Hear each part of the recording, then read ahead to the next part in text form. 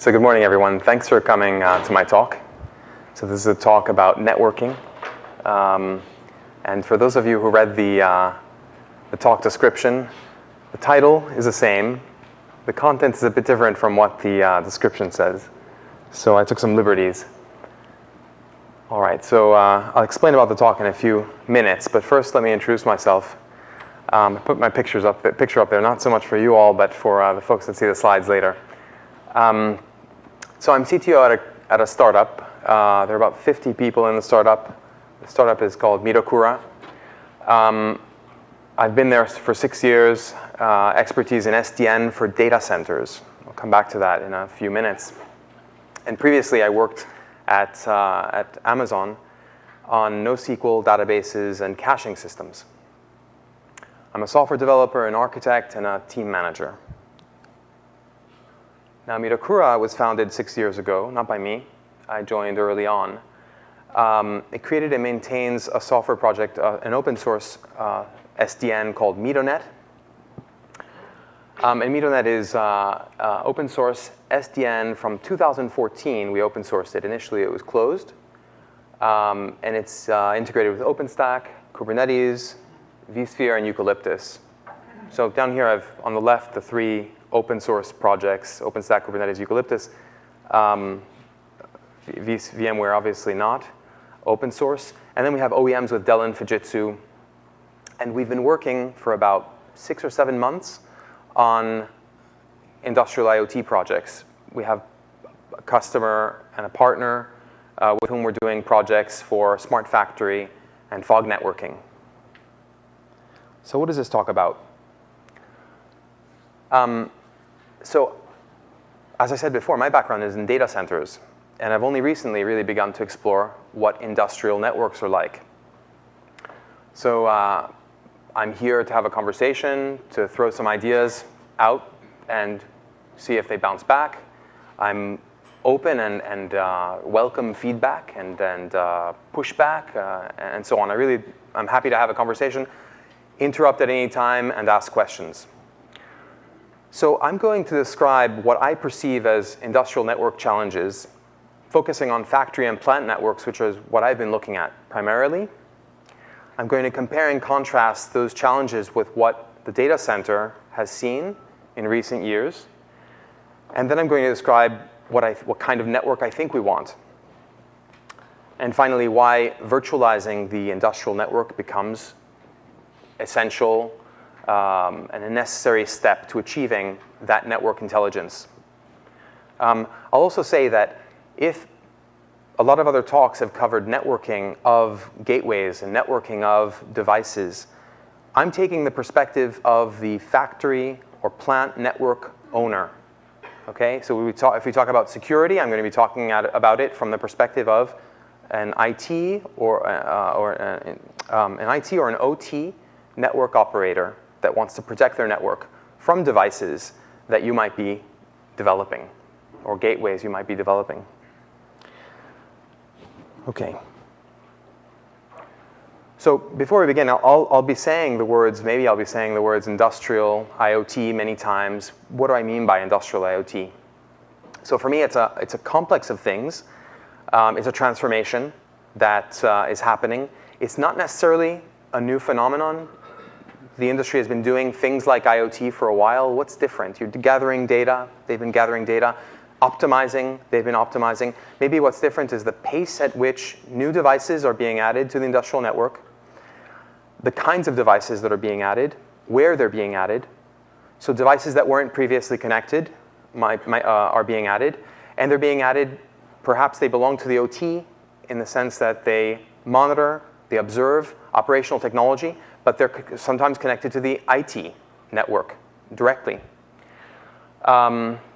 New devices are being added to collect existing data that's taken from systems that cannot be evolved, cannot innovate very fast because they don't have innovation cycles. They have that are short.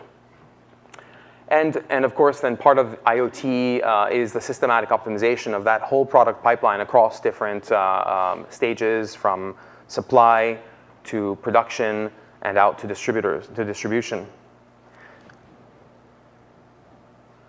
So what are the general challenges that industrial IoT brings here? So I mentioned this a few seconds ago, but there's this explosion of IP-enabled devices.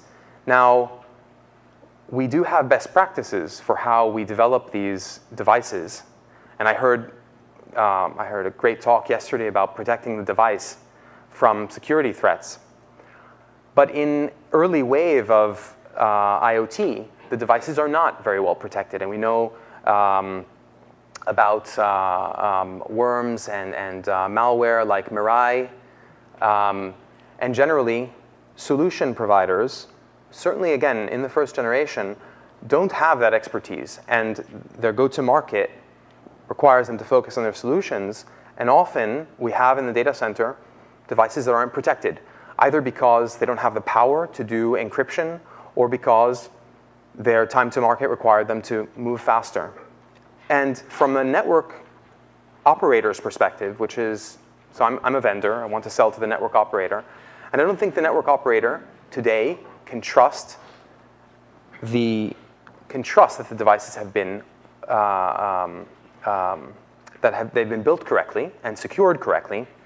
Additionally, the problem is that even if they have, defense in depth, which I'll talk about later, requires us to secure at every layer.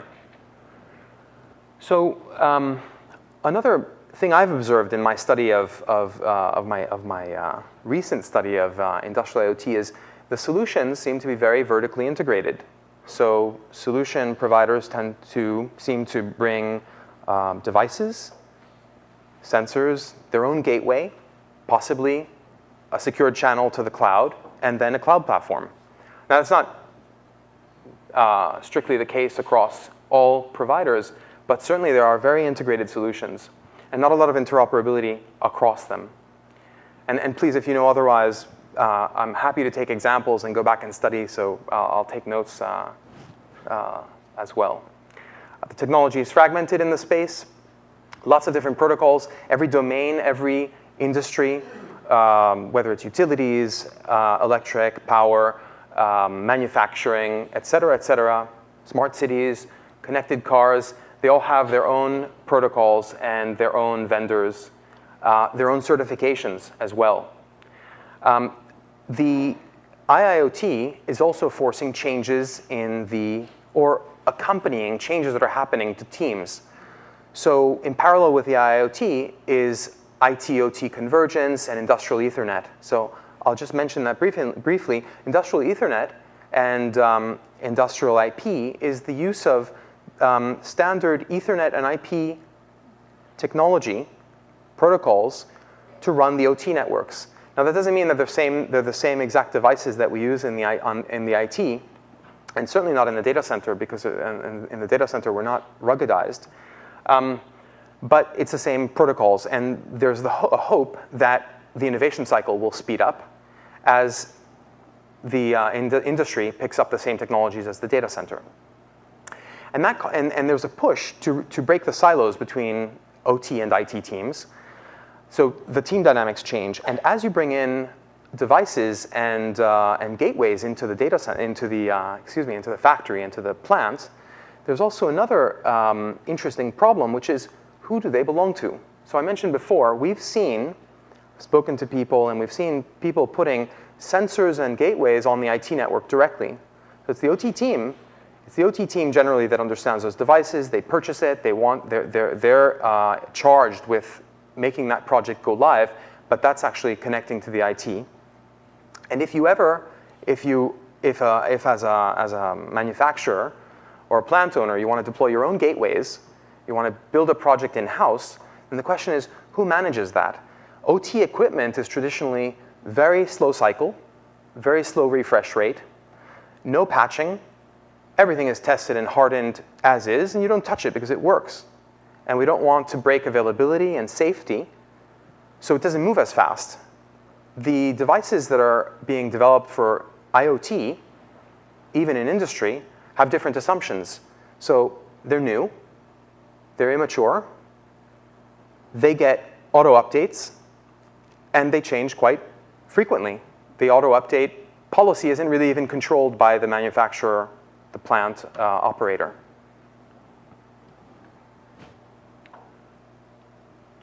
Now let's focus in a little bit more on the security challenges. So the industry expects to be very heavily targeted. It already is. Thousands of exploits per year. And the OT technologies natively have very little defense. They were built on the assumption that there was an air gap, that they were isolated environments, that no one could go in. They weren't plugged into anything. So at the time, protocols like Modbus don't have any authentication. They don't have any encryption. And the same is true of other field buses. To make the problem worse, you can't take IT security products and use them in OT because they don't understand the protocols of OT. They don't look inside the OT payload. So even if they can stop specific Ethernet, specific MAC addresses or specific IP addresses or UDP ports, they don't understand the Modbus commands and the Modbus parameters. So you need OT-specific firewalls. So a little history here.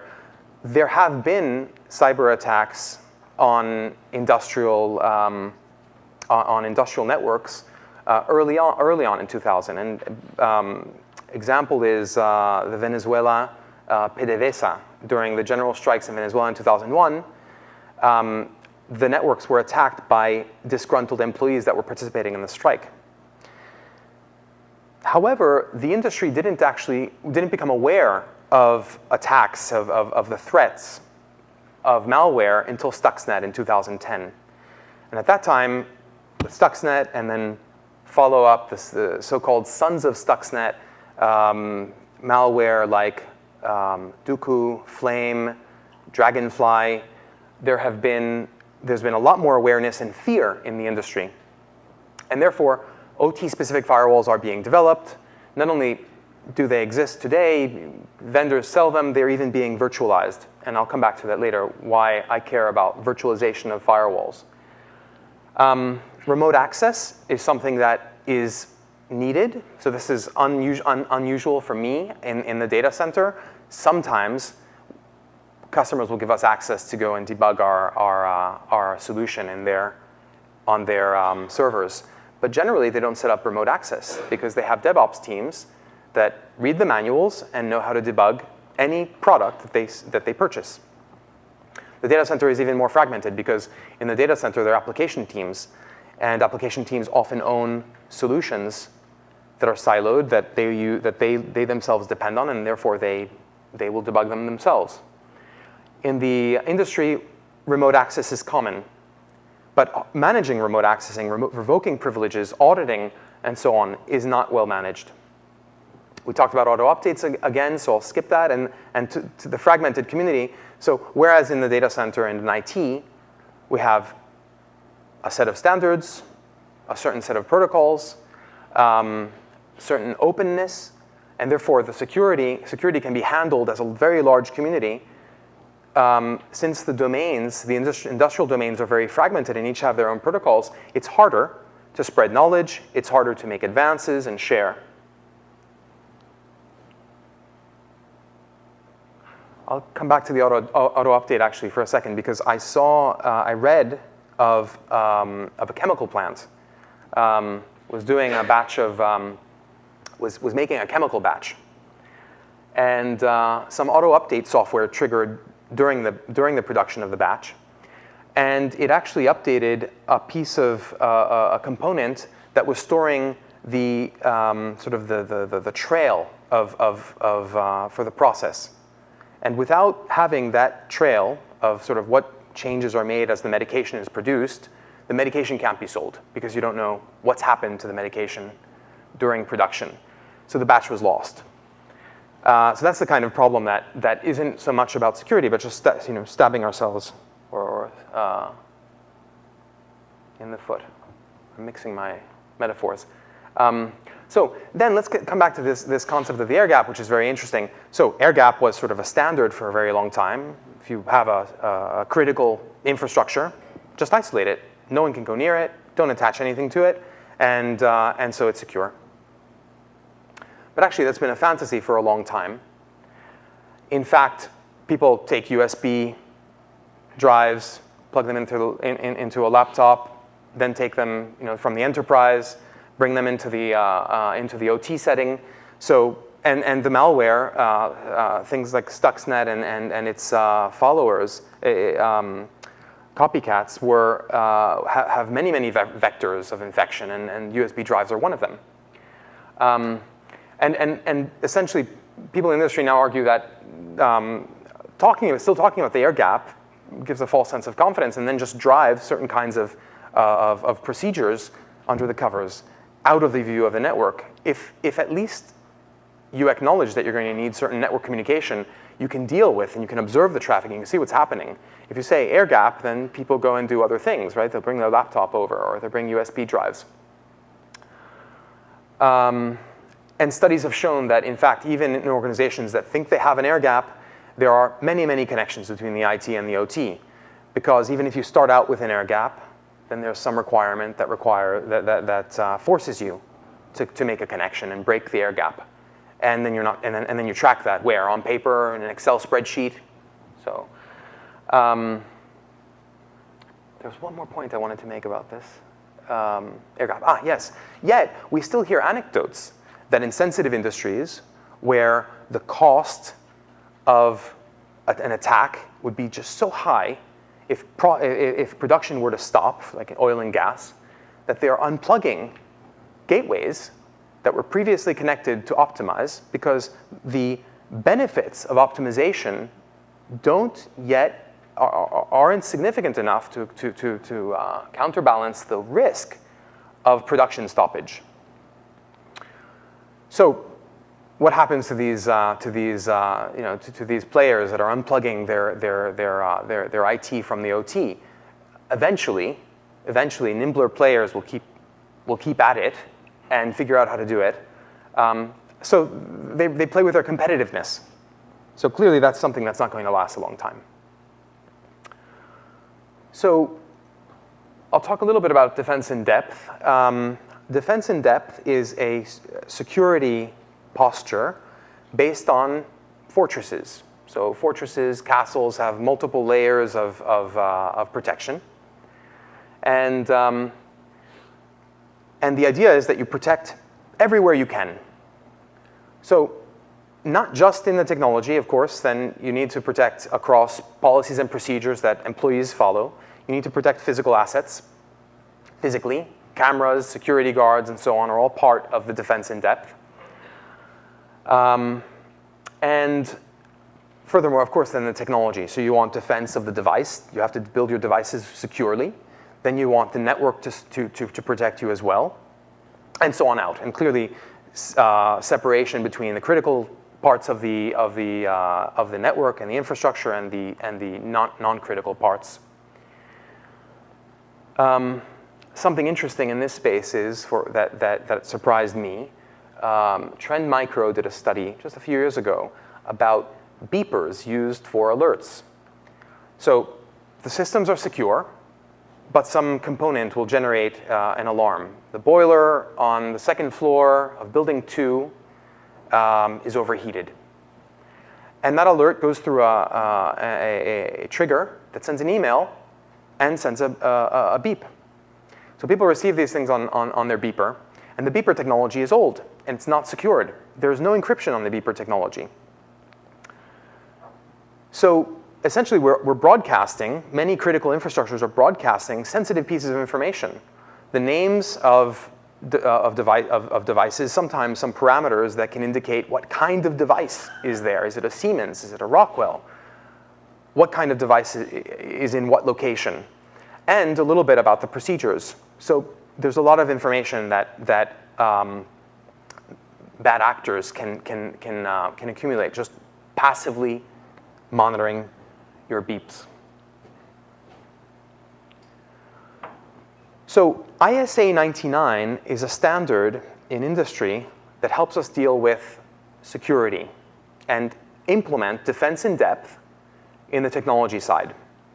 So this is standard, and there's sort of a process to go through. There's guidance about how to do this. I just wanted to show you this picture.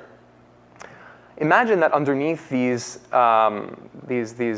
squares, these rectangles, is a network. Okay, your standard Purdue Para model network where you have the internet, the DMZ, the enterprise, and you've got some machines in each of these layers. And down here, you have layers 0 through 2 of the actual production process. So I've sort of skipped that step of showing you that, so I apologize. What they ask you to do is essentially cut your network up into zones that share certain security characteristics, and that will have common policies to protect them. So that makes these sort of bubbles. And then those are what we call zones. And then across any zones that need to communicate with each other, you have these sort of red lines. These are the conduits. So very explicitly model what's allowed to talk to what. And this is defense in depth applied to the industrial network. So once you've done this, you're very careful about any time you add any only those red lines are the only communication that's allowed. And then, of course, you'll put firewalls where the red lines are, because you either put firewalls bidirectional, and you'll do whatever level of inspection you need, however deep you need to go into the packets to inspect what's crossing. Or you might even do, and this is something I wasn't familiar with at all from the data center, but you can do unidirectional, in some cases, unidirectional traffic using diodes. So actually, you have pieces of equipment which will only allow communication in one direction. That was news to me. I thought that was very, very, very interesting. So clearly then you use physical means to block access in the other direction. So you could have just a stream of information moving in one direction. That said, the tools to implement this today in the network are not very advanced, because these all correspond to VLANs. So you're basically going to set up a bunch of VLANs and subnetworks and IP address management for each one, routing. And all of this has to be done in some physical way, because when you want to put a firewall here, how do you do that? How do you get the traffic to the firewall unless you have wires? So you're managing VLANs, and you're probably also using a spreadsheet to track your VLANs, where your devices are, what's connected to what. And spreadsheets are not a good tool in 2017. The zone and conduit design is spread across network switches, meaning that, and we were in the same situation in the data center up until a few years ago, and still many data centers operate in this way, but people have basically their VLANs, they have a script or they have a set of scripts that writes the VLANs. They can also synchronize. If they're advanced, they've written a set of scripts and software to manage their devices, their many devices uniformly. But basically, they're managing the configuration of individual devices via scripts. And so the intent of what VLANs, what zones, what conduits are implementing your defense in depth, that intent is mixed on the device with the actual state. So, and it's hard to tell the difference in an audit. What's the difference between what was meant to happen if the device has a port, or if the device allows routing between two subnets? Is that intentional, or is that a misconfiguration? If you have a set of scripts and you've built your own system on top of the devices, then you're in a better situation. So that's the point. No distinction between intent and current state. It's hard to audit these. It's hard to change them, because once you decide, actually, that zone. So if I go back for a second, you might have started where the process and the safety were in the same zone, and then you decide, well, actually, safety should be isolated from process, and you have to rewire physically. For those that are lucky enough to use Wi-Fi, which to my knowledge is not very widespread in the factory and the plants. I've heard numbers like 5%, so sort of 5% of networking is Wi-Fi in those settings. I know that mobile and Wi-Fi in other settings, like smart cities, smart transportation, much more essential and used. But in the factory and the plant, not a lot of Wi-Fi. But even if you have Wi-Fi, so you save yourself the wiring, but the device configuration is still a problem. Unless you have wireless LAN controllers and you start to move towards virtualization. That's what they're doing. So I forget the name of this classic bicycle. Penny farthing? Pardon? Penny farthing, okay. The penny farthing. I thought it was a good example. You can ride one. It's not easy to balance. Bit dangerous. Okay. So, and then again, hard to place firewalls. Every time you want to place a firewall between two things, you need to get the traffic to the firewall. So let me talk about my experience in data center networks. When we started in 2010, OpenStack, many of you familiar with OpenStack? Yeah, so OpenStack was just getting started. I think in early 2011, got a lot of industry support. There were other clouds, Eucalyptus, Nebula, some others, and CloudStack, of course, I should mention. But what's happening is, as people really took on virtualization, so that we had compute virtualization for a long time. We had storage virtualization for a long time, right? I mean, VMware, much before 2010. But as people started to do cloud, what's the difference between cloud and virtualization and compute virtualization? Cloud implies self-service. Cloud implies dynamic resources. It implies dynamically scaling and all you can eat and not just self-serve, but also maybe self-troubleshoot. All sorts of unshackling of the application teams from the IT team. And that's why in the enterprise, many application teams were fleeing to the public clouds, creating panic and chaos in the IT teams and the security teams as well. And I'm not mocking. I think for good reason. So the network was seen to be in the way. The IT team in general was seen to be in the way.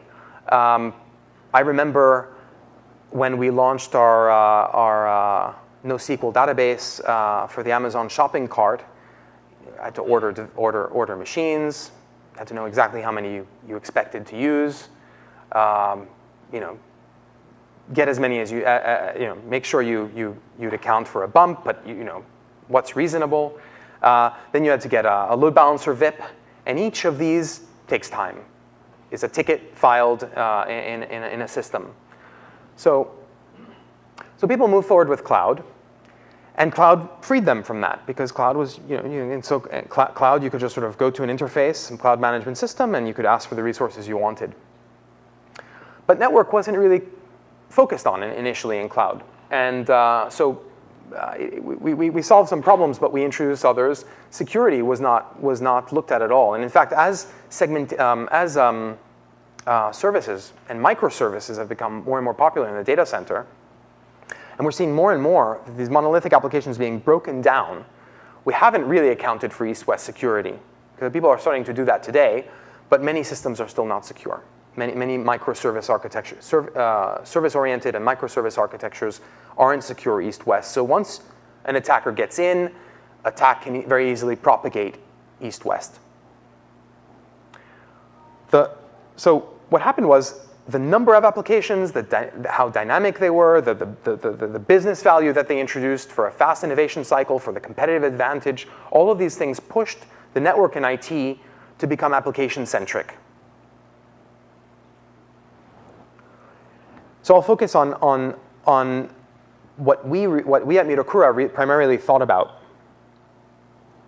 So we were primarily looking at the network. We found that compute virtualization was working pretty well. Storage virtualization is still a problem, but we chose to focus on network virtualization.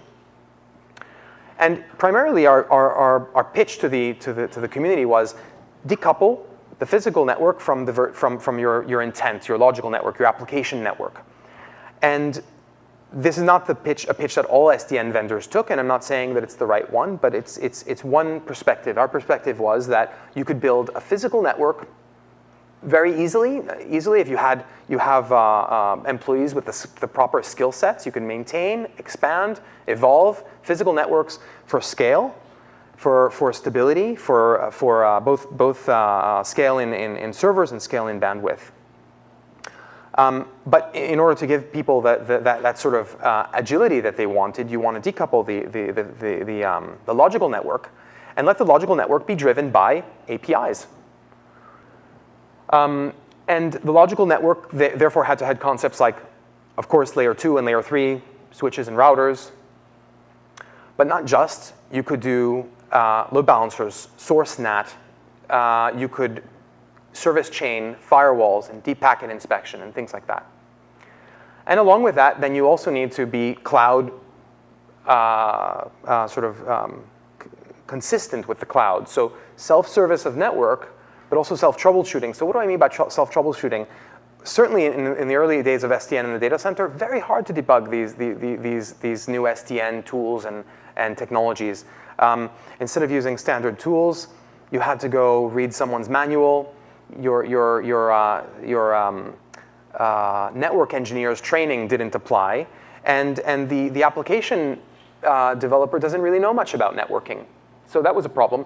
And we were still very much tied to IP addresses and MAC addresses, and maybe Kubernetes and other container technologies have shown us in recent years that IP addresses don't really matter to application folks, right? Application folks just want the data to move. They don't want to know about subnets and routers and routing tables or what have you. But another thing that was tremendously powerful was microsegmentation. We could actually give, and this is just standard, right? I mean, standard today that in the data center, every VM, every server, every container can get its own firewall. That's the concept of microsegmentation. And that firewall can have a set of rules that is dependent on a set of tags, for example. So regardless of placement of the workload, it will have a firewall rule set that is consistent with its peers or the other parts of its tier in the application. And then I mentioned before, we were very much stuck on sort of the physical, modeling the physical world in the logical layer. Intent-based policy was an attempt to get away from that, and it succeeded to some extent. It hasn't been widely adopted yet, but this is where Cisco ACI is very strong, and others, where basically you just say, I've got this group of endpoints, I've got this group of endpoints, I'd like them to communicate over port 80, HTTP only, and that's the contract. So you have endpoint groups and contracts, and so you can get away from understanding the network the way a network engineer does. You shouldn't have to debug the network that way. So that's what we did in the data center. So let's talk about differences. There are many, and please chime in. I'm sure I've forgotten many of them here. So the hardware refresh cycle in the physical world, in the factory, 10, 15 years, sometimes longer. It depends. There aren't any DevOps. Priorities are different. Priorities for security are different. So in the factory, you want availability above all else, safety of the equipment for employees as well. You can't, in some industries, you just can't stop production. You've got oil coming in large quantities. Your valves and your storage, it's better be ready to receive that. You've got a bunch of electricity being generated, et cetera. In the IT, in the data center, data integrity, data confidentiality, it's all about the data.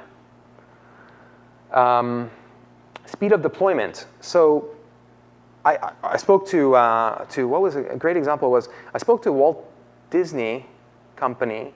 They had they described it as an application scale problem. So at the time, I remember them quoting something like 600 different applications running on their platform for various games and things that they were doing. So imagine managing 600 applications. How do you do that? I'm not sure that applies in the factory, right? I mean, I'm not sure you have a problem where you have many IoT vendors, but I certainly have heard that a factory has 5 or 6 different IoT vendors, each of which has its own device onboarding and device onboarding procedures and their own pane of glass for managing their solution. And then the speed. So clearly, in the data center, every application team wants the ability to deploy as fast as possible. Get out of my way. Why should I have a window? It's my piece of the website, and I can update it without taking down anyone else. Why do I have to wait, and so on? And by and large, companies have managed to do very fast deployment. So all of these things don't really hold. The factory is certainly much more static. So looking at all this, does the factory need to change? And I'm still arguing the factory needs to change, primarily because I think we can do security better if we virtualize. I think we can place firewalls anywhere we want if we can virtualize. I also think that the team dynamics changing is also an important thing. I hear about technicians who go to install a new sensor has to be replaced.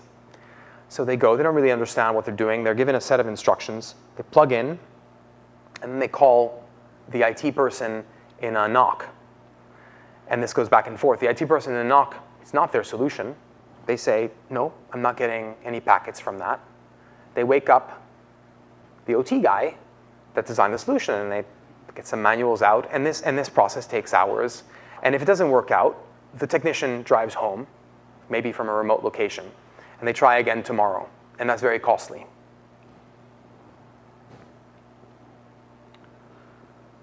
So what is it we want from our networks?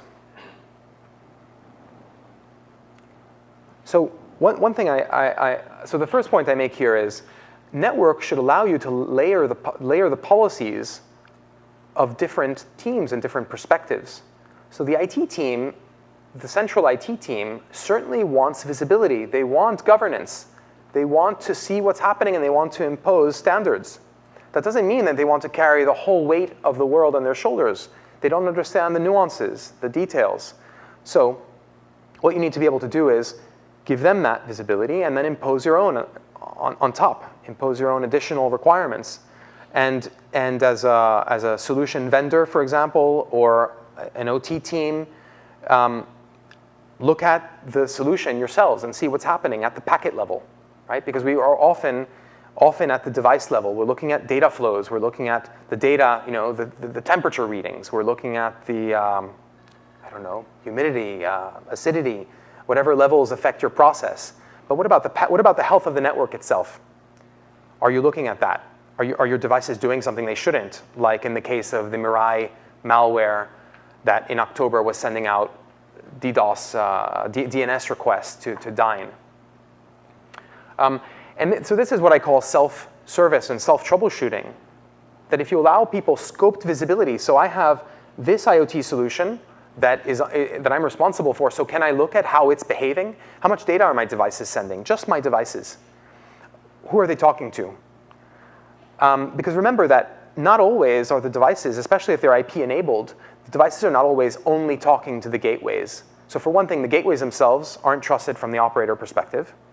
And then the IoT devices, if they're IP enabled, they're just connected to the factory network. So they talk to the gateway, but they might also talk to anyone else they want to talk to. And who's to say that the gateway itself is only talking to the cloud? Encrypted links, so you can do encryption, but the network should do encryption as well, in case your encryption gets broken, or vice versa. You do encryption because the network encryption might get broken. Even within a zone, by the way, it's not even clear to me that devices within a zone always talk to each other. You have some zones where some things need to talk to each other, but it shouldn't be all open. Sometimes we have to because the protocol requires it, but often in Ethernet IP networks within a zone, we just say, well, it's all the same components, it's all the same type, it's a bunch of web servers, they can talk to each other. That should all be locked down. So we should be moving to a network that only allows whitelisted traffic. The audit trail, so kind of standard in SDNs in the data center now is that everyone has a record, a historian that knows all the flows that went through the network, all the actual network flows. One at a each is logged. This is just IPFix or NetFlow, but it can be much more detailed. But they also know all the changes that happened across all the devices in one place. You can achieve this in many ways. You can do this through logs, but having to build this yourself is not convenient. SD-WAN, so if you do have a gateway, how does it get connectivity to the internet? What kind of channels? What kind of can it use mobile? Can it use WAN? Can it create private? Can it create its own private WAN over into public internet? The single point of the single pane of glass. Oh, I put single point of failure. That's my. Okay, sorry for that. Okay, so more characteristics about the network. So the network should be very prescriptive. Only allow very specific flows, only the ones that you know are safe, right? And maybe you can learn that. So nowadays we can observe. We have tools that allow us to observe during a time, and then map that onto a policy. And that's the policy. That's normal. That's the only thing you allow. Now you might make a mistake. So if you think you're going to make a mistake in doing that, and especially if you're trying to do this in a brownfield environment, then you better also support dry runs. So you can have virtualizing allows you to put to turn your firewalls and your network policies into a dry run mode where they're just logging. I would have dropped that. I would have allowed that. And any discrepancy they can alert on, or they can log, and you can study that before actually setting the policy to active and pushing it to production. Easy rollbacks across all the set of devices. Now, some of these things people do implement. As I said before, people write a set of scripts. I'm not going to go device by device. I learned my lesson last time, right? I mean, classically, they say, well, I remember the time when I had a problem, and I had to go, maybe not, this doesn't happen so much anymore, but people had to configure one device at a time to find the problem, synchronize them, find which one is which one is not configured correctly. So they wrote a set of scripts.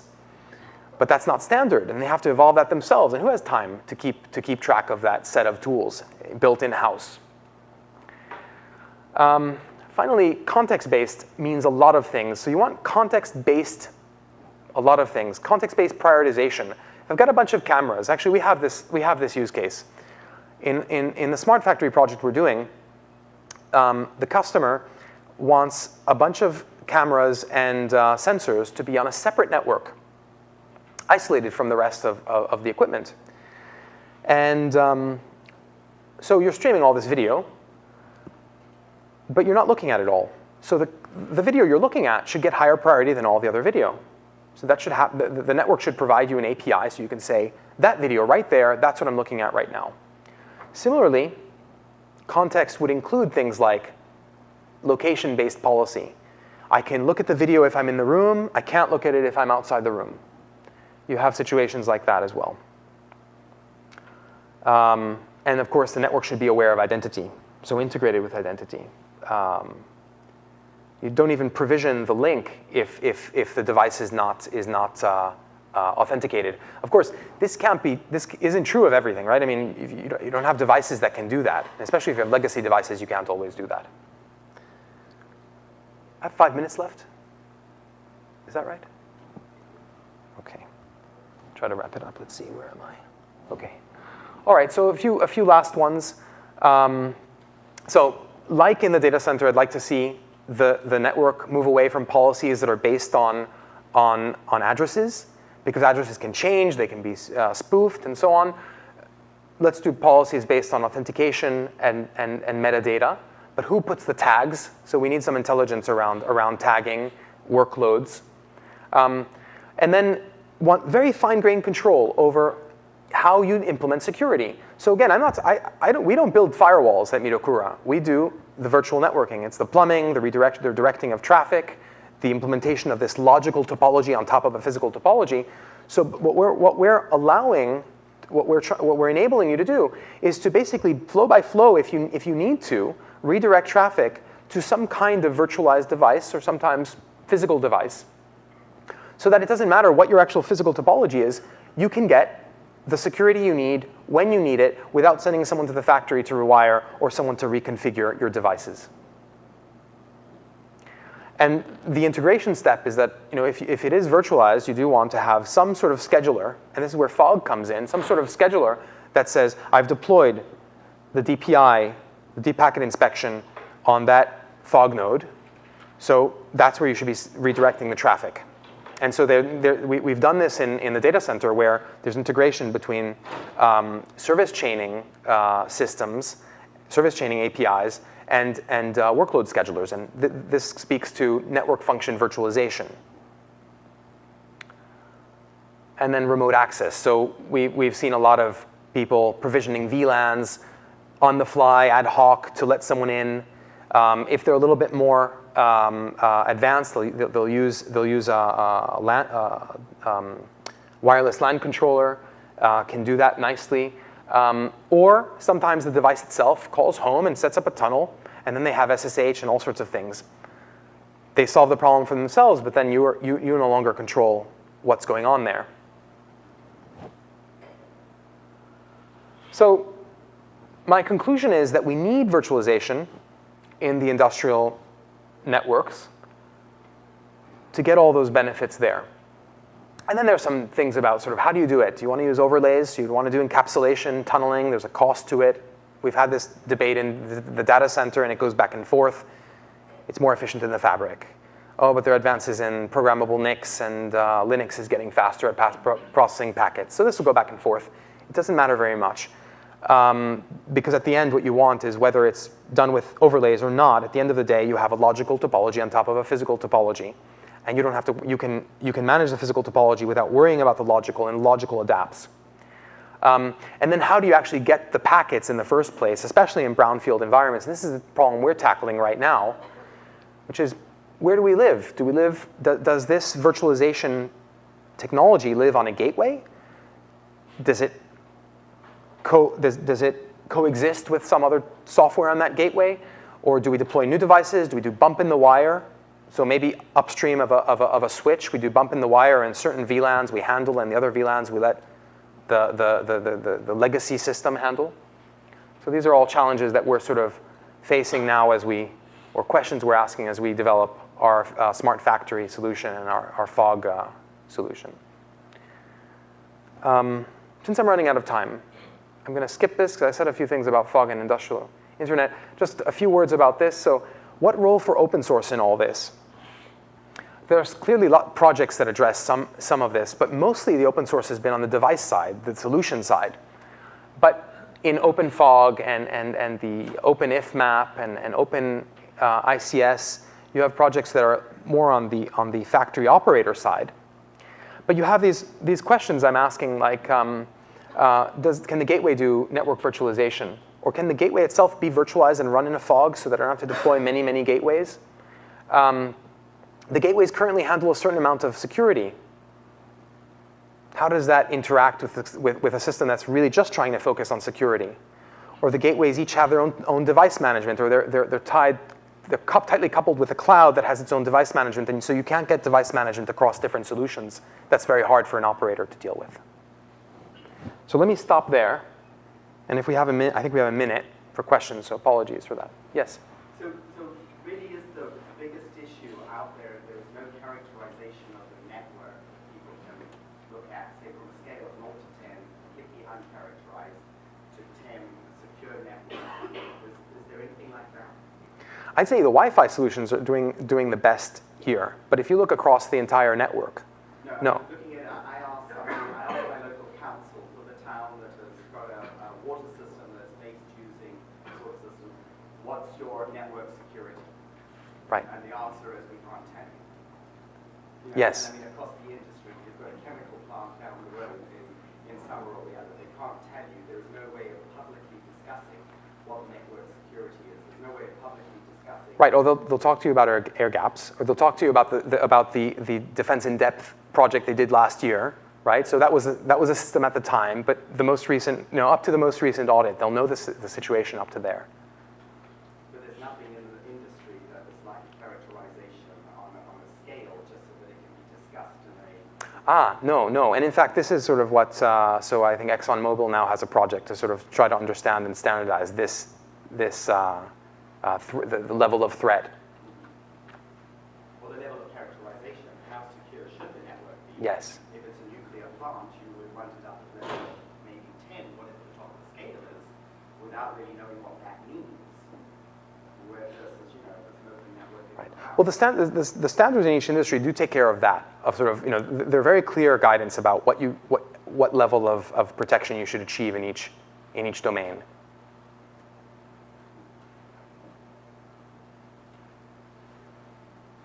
Anyone else? Yes. What is the state of gateways right now? ISP gateways, nascent, or if you will, advanced? Well, so you mean in terms of security, how secure are the gateways, right? Like all So- the layers and all the specifications. So the open source projects do pretty well, I'd say, but people do their own gateways, and the gateways are, so there hasn't been up until recently, there hasn't been a lot of collaboration. So everybody does their own gateways. Security is an afterthought. So we've spoken to small vendors doing their own solutions that had to have their own little gateways. And they might write their own protocols sometimes. They'll write their own wireless protocol to save on a little bit of power. How secure is that compared to an open source solution, right? Or they don't know about trusted computing platform approaches, or they just don't have the time to implement, right? Because they're trying to they're competing on features, right? So they'll do security afterwards. And the buyer doesn't always have, for example, in smart city, or the buyer isn't always able to evaluate how secure the system is. So when you say they, who is it that provides the gateways to the Today, mostly the sensor vendor builds a gateway to sell with their solution. Every sensor vendor is going to have their own gateway. Today, yes, because essentially you don't trust that you don't want to share a gateway, or there's been there's no force that helps you coexist on a gateway with someone else. So if something goes wrong on the sensor, you know how to fix it. What if something goes wrong on the gateway? Who do you blame? How do you point fingers? And there's currently no solution to that. You need someone to take responsibility for that. So Eurotech and Red Hat have a partnership now to sell gateways that can be multi-vendor, and Red Hat will support that gateway. With wireless HART, doesn't that support transmission? That's a protocol. Which Sure. I don't know much about it. I've heard about wireless HART. I've read a little bit, but so on the southbound side, the protocols do have good security. I'm not contesting that. Okay, we're being invaded. So, well, if anyone else has questions, I'll be here for a few more minutes. Thank you very much.